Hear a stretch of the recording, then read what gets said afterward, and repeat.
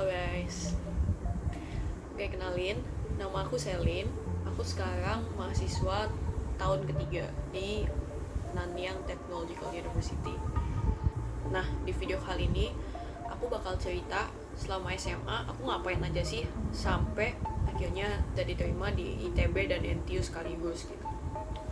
Mungkin banyak yang mikir kayak, wah pasti belajar doang nih, pasti ini anak olim yang tiap hari kerjaannya belajar terus lomba. Well, gak gitu.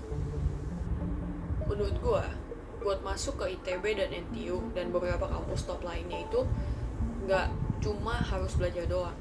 Dan kalau misalkan kalian ngerasa kalian gak begitu bagus di akademik, ya kalian tutupin kekurangan itu dengan cara aktif organisasi atau lomba-lomba lain. Kalian senangnya ngapain, misalkan senangnya seni atau senangnya olahraga, ya kalian fokus di situ gitu loh. Karena kalau misalkan pun nilai doang yang bagus itu timpang, kalian juga akan susah masuk ke universitas. Langsung aja gue bakal cerita gimana selama 3 tahun itu gue nyimbangin antara akademik, non akademik, terus organisasi, olahraga dan lain sebagainya. Dimulai dari kelas 10. Pertama kali gue masuk kelas 10, BTW gue sekolah di SMA Penabur Cirebon, PPK Penabur Cirebon, gue asli Cirebon. Nah, pertama kali gue masuk kelas 10 itu gue pertama nggak tahu kayak harus ngapain nih SMA. Gue itu hobi main basket dari kelas 2 SD. Jadi dari kelas 2 SD gue itu kerjaannya tiap hari bisa dibilang main basket doang.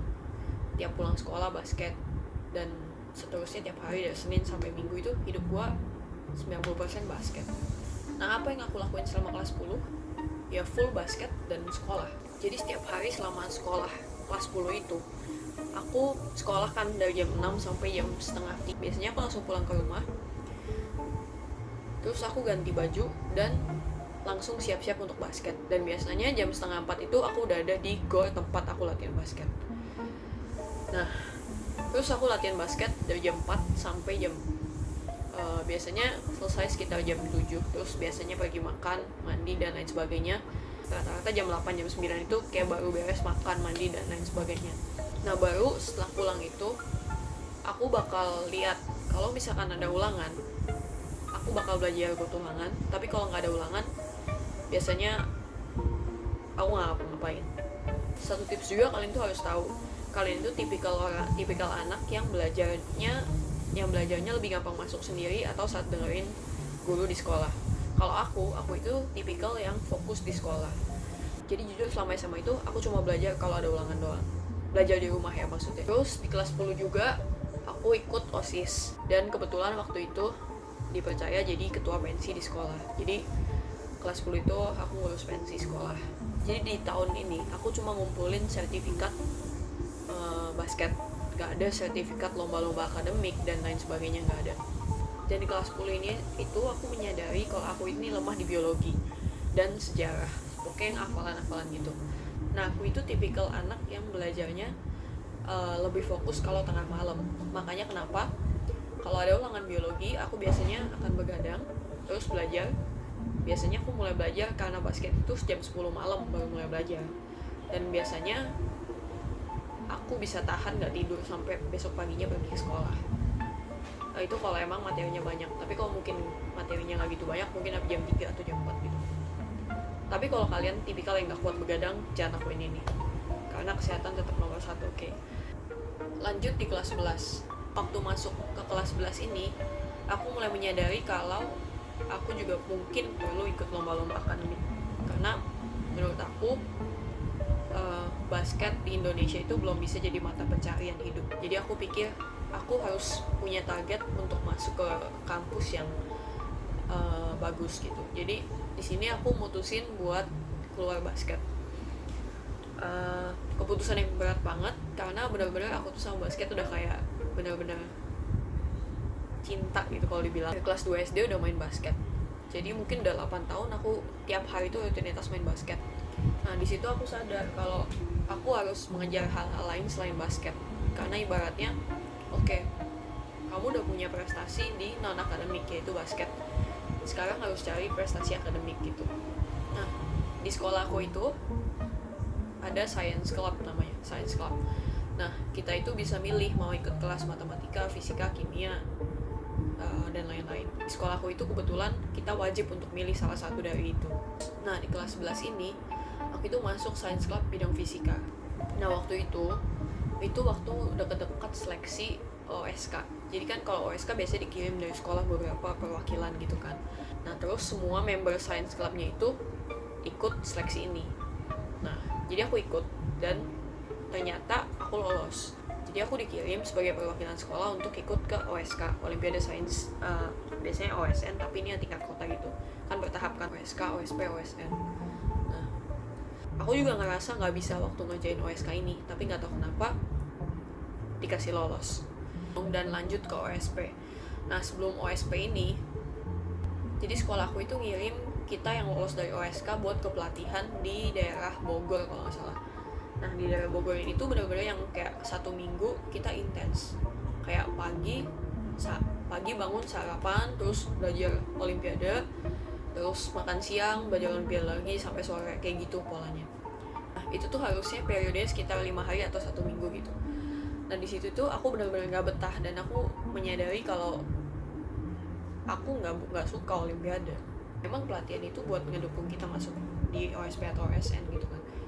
Tapi aku bilang sama orang tua aku kayak, Mam, Pap, aku tahu kalau misalkan buat mencapai sesuatu itu butuh perjuangan dan butuh pengorbanan. Tapi aku bilang aku nggak suka, aku nggak mau ngelanjutin hidupku masa-masa SMA aku buat Olimpiade. Jadi buat apa melakukan pengorbanan ini yang bukan tujuan aku gitu. Kayak misalkan aku suka basket, aku nggak masalah latihan tiap hari dari setengah 4 sampai malam setiap hari gitu. Dan latihan itu udah latihan fisik gitu loh guys, bukan yang cuma main-main doang. Itu tuh latihan yang benar-benar emang buat biasanya buat perwakilan kota gitu. Dan emang yang seleksi, yang latihan itu juga capek gitu, bukan yang kayak aku main-main gitu. Tapi aku lakuin karena ya aku suka dan aku sempet punya mimpi buat sukses di bidang basket gitu. Nah, sedangkan kalau untuk Olimpiade ini tuh bahkan kejadian OSK aku masuk ke OSP itu tuh kebetulan, dan aku tuh maksudnya nggak pernah terbesit di pikiran aku mau jadi anak yang olim gitu loh. Jadi aku bilang ini bukan tujuanku, ngapain aku harus berkorban lakuin sesuatu yang aku nggak suka kalau ini bukan tujuan aku gitu. Jadi akhirnya aku keluar di hari ketiga pelatihan dan aku minta maaf ke pihak sekolah kalau harus mengecewakan dengan cara seperti ini gitu. Tapi akhirnya pihak sekolah ya walaupun mungkin agak sedikit kecewa, aku minta maaf dan akhirnya ya selesai masalah itu. Akhirnya aku pulang, aku tetap belajar buat OSP, aku belajar di rumah. Bukan berarti dengan begitu aku langsung mutusin buat nggak ngelakuin hal yang maksimal buat OSP gitu ya. Aku tetap belajar di rumah, tapi memang karena suasana pelatihan di sana tuh kayak tegang banget gitu loh, dan aku ngerasa di situ aku nggak ngerti apa-apa gitu. Sampai akhirnya aku OSP, hari OSP itu sekitar Mei 2017, dan udah pastinya tidak lolos ke OSN. Selain OSK sama OSP itu, aku di kelas 11 juga sempat ikut beberapa lomba debat bahasa Inggris. Aku sempat ikut 1 kali di Unswagati Cirebon, dan juga ikut debat bahasa Inggris di UI. Di kelas 11 ini juga, aku itu waktu itu diminta mencalonkan diri jadi ketua OSIS, dan kebetulan terpilih. Jadi selama kelas 11 ini, aku banyak ngabisin waktu aku buat organisasi, khususnya ngurusin OSIS gitu. Jadi kelas 11 ngapain aja? OSK, OSP, lomba bahasa Inggris, OSIS, udah itu doang. Belajar yang lain masih seperti biasa, masih cuma belajar kalau ada ujian di rumah. Nah, di kelas 11 ini aku menyadari kalau prestasi olahraga aku udah ada, kegiatan organisasi juga aku udah ada. Waktu saat mau kenaikan ke kelas 12, aku mulai mikir aku mau kuliah di mana gitu kan. Tapi di saat itu mama aku itu upload raport kelas 11 aku gitu ke Facebook. Dan di situ ada teman mama yang komen kayak cobain aja masukin anak kamu ke NTU. Di situ aku masih belum tahu NTU itu apa sih.